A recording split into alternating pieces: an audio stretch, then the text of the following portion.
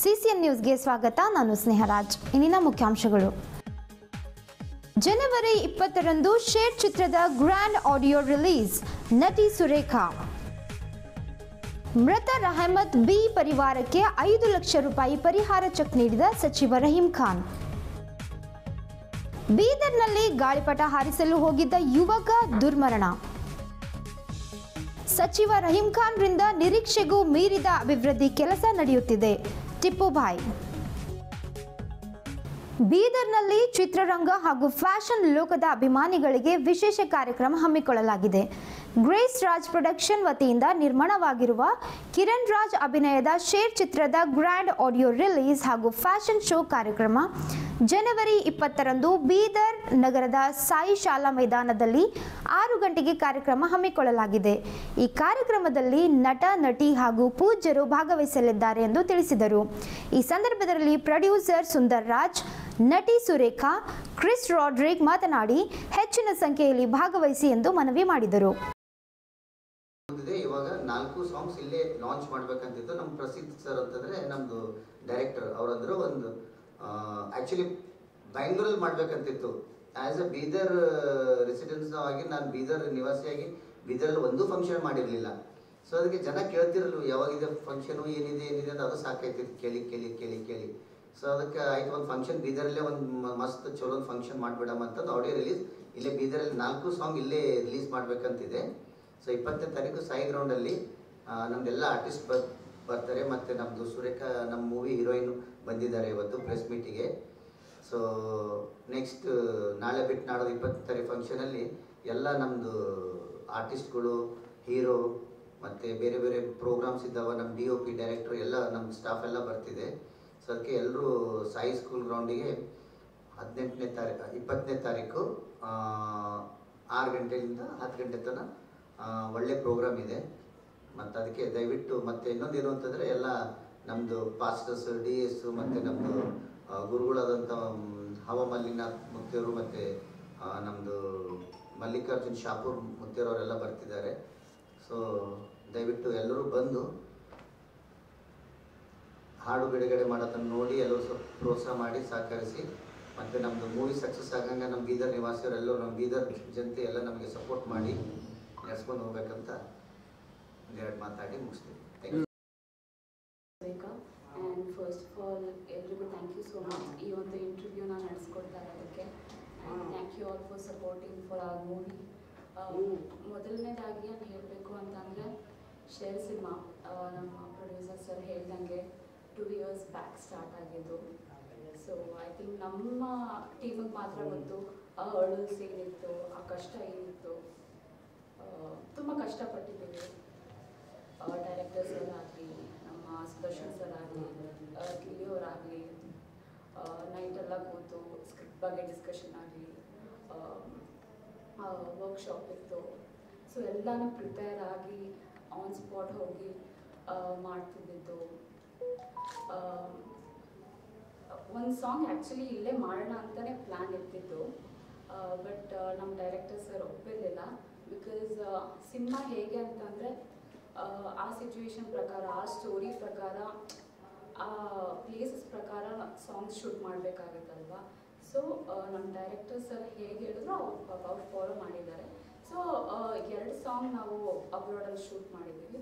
ತುಂಬ ಚೆನ್ನಾಗಿ ಬಂದಿದೆ. ಆ್ಯಂಡ್ ಫಸ್ಟ್ ಟೈಮ್ ನಾನು ಸ್ಟೋರಿ ಕೇಳಿದಾಗ ಶೇರ್ ಬಗ್ಗೆ ತುಂಬಾ ಖುಷಿ ಆಯಿತು. ಒಂಥರ ಯುನೀಕ್ ಪ್ರಾಜೆಕ್ಟ್ ಅಂತ ಅನಿಸ್ತು. ಆ್ಯಂಡ್ ಮೋರ್ ಓವರ್ ನನ್ನ ಪಾತ್ರ ಬಗ್ಗೆ ಕೇಳಿದಾಗ ಒಂಥರ dual shades. So it was very interesting ಅಂತ ಅನಿಸ್ತು. ನಾನು ಈ ಪಾತ್ರ ಮಾಡಲೇಬೇಕು ಅಂತ ನನ್ನ ಖುಷಿನೇ ಆಗೋಯಿತು. So thank you so much sir. And thank you Prasiddha sir, director sir, ಈ ಒಂದು ಆಪರ್ಚುನಿಟಿ ನನಗೆ ಕೊಟ್ಟಿದ್ದಕ್ಕೆ. ಸೊ ಜನವರಿ 20th ಇದೇ ತಿಂಗಳು ನಮ್ಮ ಎಲ್ಲ ಸಾಂಗ್ ರಿಲೀಸ್ ಆಗ್ತಾಯಿದೆ, ಆಡಿಯೋ ಲಾಂಚ್ ಆಗ್ತಾಯಿದೆ. ಸೊ ಎಲ್ಲರೂ ಬಂದು ನೋಡಬೇಕು, ನಮ್ಮ ಕನ್ನಡ ಸಿನಿಮಾಗೆ ಸಪೋರ್ಟ್ ಮಾಡಬೇಕು. Thank you so much. ಆದಷ್ಟು ಬೇಗ ಸಾಂಗ್ ಆಡಿಯೋ ಲಾಂಚ್ ಆಗಿದ ತಕ್ಷಣ ಸಿನಿಮಾ ಕೂಡ ರಿಲೀಸ್ ಆಗ್ತಾಯಿದೆ.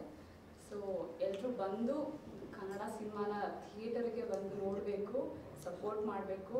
ಆ್ಯಂಡ್ ಒಂದೇ ರಿಕ್ವೆಸ್ಟು, ಸ್ಟಾಪ್ ಪೈರಸಿಂಗ್ ಅಷ್ಟೇ. ಯಾಕಂತಂದರೆ ಈ ನಡುವೆ ತುಂಬ ಕಡೆ ಪೈರಸಿಂಗ್ ಆಗ್ತಾ ಇದೆ. ಯಾಕಂದರೆ ನಮ್ಗೆ ಗೊತ್ತಿರುತ್ತೆ ಪ್ರೊಡ್ಯೂಸರ್ಸ್ ಸರ್ ಪಾಪ ಅವ್ರು ಎಷ್ಟು ಕಷ್ಟಪಟ್ಟು ಒಂದು ಸಿನಿಮಾ ಮಾಡಿರ್ತಾರೆ, ಒಂದೇ ಒಂದು ನಾರ್ಮಲ್ ಒಂದು ಡೂಪ್ ವಿಡಿಯೋ ಹಾಕಿ ಸಿನಿಮಾ ಬಗ್ಗೆ ಲೀಕ್ ಮಾಡ್ತಾರೆ. ಸೊ ಅದೊಂದು ಆಗೋದು ಬೇಡ. ಸೊ ಸಿನಿಮಾ ಥಿಯೇಟರಲ್ಲೇ ಹೋಗಿ ನೋಡಿ ಖುಷಿ ಪಡೋಣ ಅನ್ನೋದು ನನ್ನ intention. So thank you so much. Thank you all. Thank you. Hello, ನಾನು Chris Rodrigues. I am from Bidar. So ಇವತ್ತು ಈ ಪ್ರೆಸ್ ಮೀಟ್ ಮಾಡೋ ಕಾರಣ ಏನಂದರೆ, ಇದೇ ತಿಂಗಳು 20ನೇ ತಾರೀಕು ನಮ್ಮ ಬೀದರಲ್ಲಿ ಶೇರ್ ಮೂವಿ ಸಾಂಗ್ ರಿಲೀಸ್ ಇದೆ. ಎಲ್ಲರೂ ಬಂದು ಗ್ಯಾದರ್ ಆಗಿ ಆಶೀರ್ವಾದ ಮಾಡಿ ನೋಡಿ ಅಂತ ಕೇಳಕ್ಕೆ ಬಯಸ್ತೇನೆ. ಮತ್ತು ಅವತ್ತು ಫ್ಯಾಷನ್ ಶೋನೂ ಇದೆ, ಮತ್ತು ಡ್ಯಾನ್ಸ್ ಕಾಂಪಿಟಿಷನ್ ಇದೆ, DJ ಇದೆ, ಮತ್ತು ನಮ್ಮ ಸಾಂಗ್ ರಿಲೀಸ್ ಇದೆ. ಸೊ ಎಲ್ಲರೂ ಬಂದು ನೋಡಿ ಆಶೀರ್ವಾದ ಮಾಡಿ ಅಂತ ಕೇಳ್ತೇನೆ. ಮತ್ತು Sai school ground near Nehru stadium, Bidar. ಸಿನಿಮಾದಲ್ಲಿ ನಿಮ್ಮ ಪಾತ್ರವೇನಿದೆ? ನಾನು ವಿಲನ್ ಕ್ಯಾರೆಕ್ಟರ್ ನಿಭಾಯಿಸಿದ್ದೀನಿ ಈ ಸಿನಿಮಾದಲ್ಲಿ. ನನ್ನ ಹೆಸರು ಗಿಲ್ಲಿ ಅಂತ ಸಿನಿಮಾದಲ್ಲಿ. ಆಡಿಯೋ ಸಾಂಗ್ ರಿಲೀಸ್ಗಾಗಿ ಯಾರು ಬರ್ತಾರೆ? ಕಿರಣ್ ರಾಜ್, ಸೂರ್ಯಕಾ, ತನಿಷಾ ಕೂಪಾಂಡ, ನಮ್ರತ ಮಲ್ಲ ಮತ್ತು ಇನ್ನೂ ಸ್ವಲ್ಪ ಜನ ಬರ್ತಾಯಿದ್ದಾರೆ.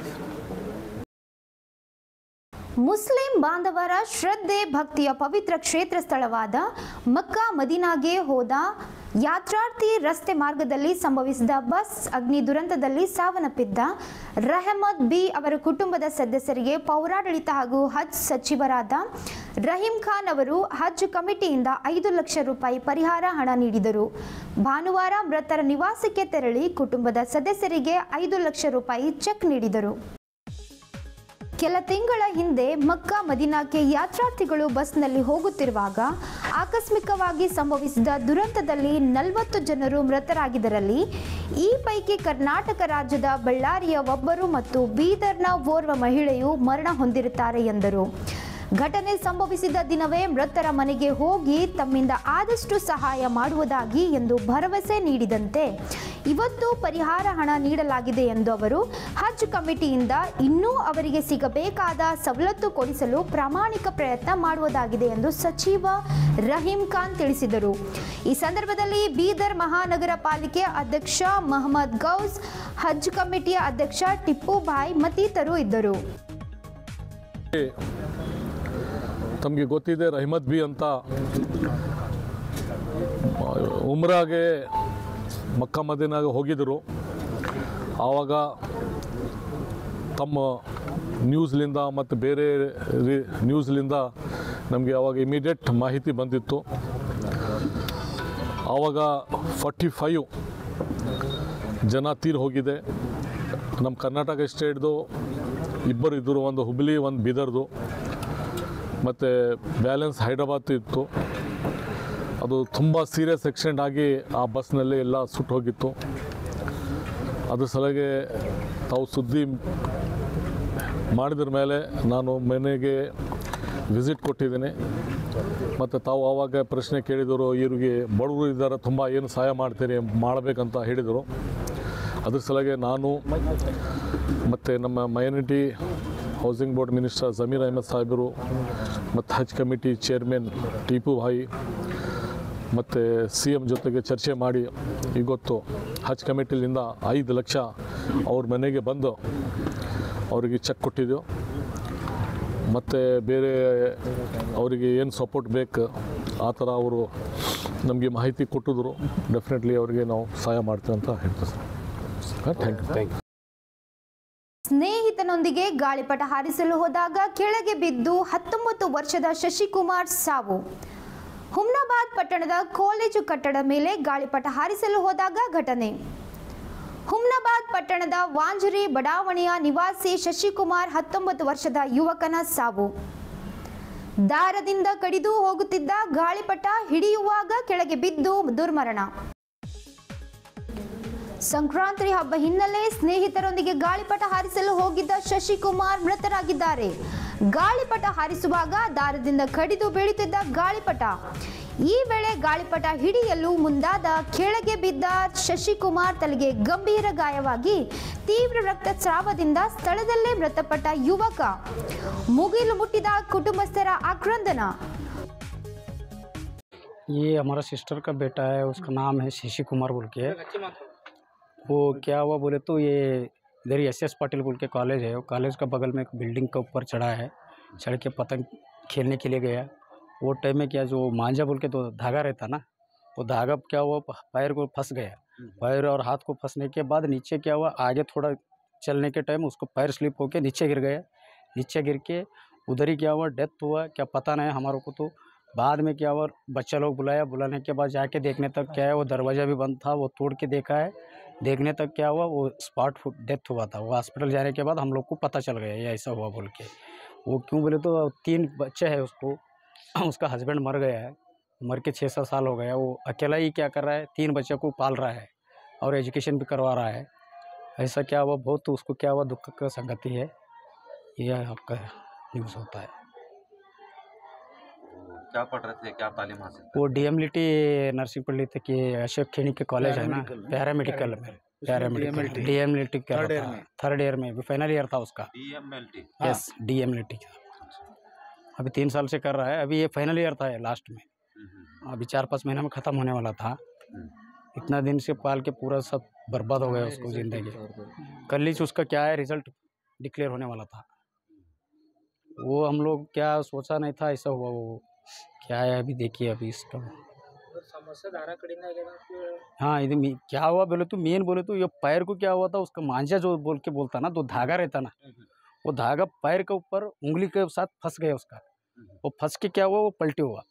पलटी होने के बाद वो नीचे जाके गिरा है, वो बिल्डिंग से नीचे अंदर जाके गिरने के बाद वो डेथ हो गया। क्या चाह रहे हैं आप? वही वो तो हुआ है, अभी समस्या तो हुआ है, अभी तो कुछ नहीं कर सकता है।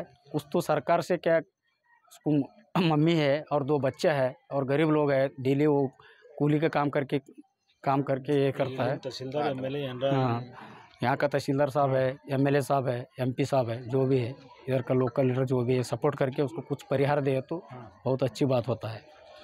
क्यों बोले तो डेली काम करके डेली खाने वाला है वो लोग। आधा किलो चावल लेके आके बना के डेली खाने वाला है वो लोग का। परिस्थिति ये स्थिति में है पूरा। तकलीफ में पड़ा रहे थे बच्चे? हाँ, बहुत तकलीफ में पड़ा रहता था और बहुत कर्जा है उसको। उसका स्थिति क्या बोले तो यहाँ का गंभीर नहीं, बहुत स्थिति गंभीर है उसका। ಬೀದರ್ ಶಾಸಕರು ಆದ ಪೌರಾಡಳಿತ ಮತ್ತು ಹಜ್ ಸಚಿವರಾಗಿದ್ದ ರಹೀಂ ಖಾನ್ ಅವರಿಂದ ನಿರೀಕ್ಷೆಗೂ ಮೀರಿ ಅಭಿವೃದ್ಧಿ ಕೆಲಸಗಳು ನಡೆದಿವೆ ಎಂದು ಹಜ್ ಸಮಿತಿ ಅಧ್ಯಕ್ಷ ಟಿಪ್ಪು ಭಾಯ್ ತಿಳಿಸಿದರು. ಭಾನುವಾರ ಸಚಿವರೊಂದಿಗೆ ಮೃತರಾದ ರೆಹಮತ್ ಬಿ ಅವರ ಮನೆಗೆ ತೆರಳಿ ಚೆಕ್ ನೀಡಿದರು. ಮಾಧ್ಯಮ ಪ್ರತಿನಿಧಿಗಳೊಂದಿಗೆ ಅವರು ಮಾತನಾಡಿ, ಹಜ್ ಕಮಿಟಿಯ ರಾಜ್ಯದ ಇತಿಹಾಸದಲ್ಲೇ ಆಗದ ಅಭಿವೃದ್ಧಿ ಕೆಲಸಗಳು ರಹೀಂ ಖಾನ್ ಅವರು ಈ ಖಾತೆ ವಹಿಸಿಕೊಂಡ ಬಳಿಕ ನಡೆಯುತ್ತಿವೆ ಎಂದು ಕೊಂಡಾಡಿದರು. ಬೀದರ್ನಲ್ಲಿ ಅಲ್ಪಸಂಖ್ಯಾತರ ಸಮುದಾಯ ಯುವಕರಿಗೆ ಅನುಕೂಲ ಮಾಡಿಕೊಡುವ ಮಹತ್ವದ ಉದ್ದೇಶ ಹೊಂದಿದ್ದ ಅವರು ಇಲ್ಲಿ KAS ಹಾಗೂ ಪೊಲೀಸ್ ತರಬೇತಿ ಕೇಂದ್ರ ಪ್ರಾರಂಭಿಸಲು ಪ್ರಯತ್ನ ನಡೆದಿದೆ ಎಂದು ಹೇಳಿದರು. ಜಮೀರ್ ಸಾಹೇಬರು ಇವ್ರು ತೀರ್ಮಾನ ಮಾಡಿ, ಚೀಫ್ ಮಿನಿಸ್ಟರ್ ಜೊತೆ ತೀರ್ಮಾನ ಮಾಡಿ 5 ಲಕ್ಷ ಇವ್ರು ಕೊಟ್ಟಿದ್ದಾರೆ. ಈಗ ನಮ್ಮದೆಲ್ಲ ಏನಂದರೆ, ನಮ್ಮ ರಹೀಂ ಖಾನ್ ಸಾಹೇಬ್ರ ಮುಖಾಂತರ ಹಜ್ ಕಮಿಟಿನಲ್ಲಿ ತುಂಬ ಒಳ್ಳೆ ಕೆಲಸಗಳು ಯಾವತ್ತಿಂದ ಅವ್ರು ಹಜ್ ಮಿನಿಸ್ಟರ್ ಆಗಿದ್ದಾರೆ, ಕರ್ನಾಟಕ ಇತಿಹಾಸದಲ್ಲಿ ಎಂದೆಂದಿಗೂ ಅಂಥ ಕೆಲಸ ಆಗಿರಲಿಲ್ಲ. ಅಂಥ ಒಂದು ದೊಡ್ಡ ಕೆಲಸಗಳು ಆಗಿದೆ. ಮೊದಲು ನಮ್ಮ ಗುಲ್ಬರ್ಗಾನಲ್ಲಿ ಒಂದು ಹೊಸ ಹಜ್ ಕಟ್ಟಡ ಕಟ್ತಾ ಇದ್ದೀವಿ, ಹಾಗೂ ಮಂಗಳೂರಿನಲ್ಲಿ ಒಂದು ಕಟ್ಟಡ ಕಟ್ತಾ ಇದ್ದೀವಿ. ಬೀದರ್ನಲ್ಲೂ ಸಾಹೇಬ್ರದ್ದು ಒಂದು ಇಚ್ಛೆ ಇತ್ತು, ಏನಂದರೆ ಹಜ್ಜು ಕಟ್ಟಡ ಕಟ್ಟಬೇಕು, ಅದ್ರ ಜೊತೆಗೆ KS ಟ್ರೈನಿಂಗ್, ಪೊಲೀಸ್ ಟ್ರೈನಿಂಗ್ ಅದೆಲ್ಲ ಮಾಡಬೇಕಂತ ಸಾಹೇಬ್ರದ್ದು ಒಂದು ವಿಷನ್ ಇತ್ತು ಸುಮಾರು ವರ್ಷಗಳಿಂದ. ಸಾಹೇಬರು ರಹೀಂ ಖಾನ್ ಸಾಹೇಬರು ಅದು ಒಂದು ನಮ್ಮ ಬೀದರ್ ಜನ ನಮಗೇನು ಎಲ್ಲ ಟೈಮು ನನಗೆ ಗೆಲ್ಸ್ಕೊಂಡು ಬರ್ತಾ ಇದ್ದಾರೆ. ಸಾಕಷ್ಟು ಒಳ್ಳೆ ಕೆಲಸ ಬರೀ ಬೀದರ್ನಲ್ಲೇ ಇಲ್ಲ, ಬೀದರ್ ಜನತೆ ಏನು ಅವ್ರಿಗೆ ಆಯ್ಕೆ ಮಾಡಿ ಕಳಿಸಿದ್ದಾರೆ, ಇಡೀ ಸ್ಟೇಟ್ನಲ್ಲಿ ಅವರು ಅವ್ರ ಖಾತೆನಲ್ಲಿ ಒಳ್ಳೆ ಕೆಲಸ ಮಾಡ್ತಾ ಇದ್ದಾರೆ. ಎಲ್ಲ ಅವ್ರಿಗೆ ಒಳ್ಳೇದು ಮಾಡಲಿ ಅಂತ ಹೇಳ್ತಾ ಏನು ಅವರು ಒಂದು ವಿಷನ್ ಇಟ್ಕೊಂಡಿದ್ದಾರೆ ಆ ವಿಷನ್ ಸಕ್ಸಸ್ಫುಲ್ ಆಗಲಿ ಅಂತ ಈ ಒಂದು ಸಂದರ್ಭದಲ್ಲಿ ಎಲ್ಲರಿಗೂ ಹೇಳೋಕ್ಕೆ ಇಷ್ಟಪಡ್ತೀನಿ. ಆಗಲೂ ನಮ್ಮ ಬೀದರ್ ಜನತೆಗೆ ಒಂದು ಒಳ್ಳೆಯದಾಗಲಿ. ಸುಮಾರು ಜನಕ್ಕೆ ಅವ್ರು ಏನು ವಿಷನ್ ಇಟ್ಕೊಂಡಿದ್ದಾರೆ, ಸುಮಾರು ಯುವಕರಿಗೆ ಏನು ಕೆಲಸ ಇಲ್ಲ ಗೌರ್ಮೆಂಟ್ ಕೆಲಸ ಇಸ್ಕೊಳ್ಳೋಕ್ಕೆ, ಆಮೇಲೆ ಪ್ರೈವೇಟ್ ಏಜೆನ್ಸೀಸ್ನಲ್ಲಿ ಏನು ಕೆಲಸ ಇದೆ ಅದು ಇಸ್ಕೊಳ್ಳೋಕ್ಕೆ ಅವ್ರದ್ದು ಒಂದು ವಿಷನ್ ಇದೆ, ಅದೂ ಪೂರ ಆಗುತ್ತೆ ಅಂತ ಈ ಒಂದು ಸಂದರ್ಭದಲ್ಲಿ ಹೇಳ್ತಾ ನಾನು ಮಾತು ಮುಗಿಸ್ತೀನಿ. ಜೈ. ಇಂದಿನ ವಾರ್ತಾ ಪ್ರಸಾರ ಮುಕ್ತಾಯವಾಯಿತು. ಮುಂದಿನ ವಾರ್ತೆಗಳೊಂದಿಗೆ ಮತ್ತೆ ಭೇಟಿಯಾಗೋಣ. ಧನ್ಯವಾದಗಳು.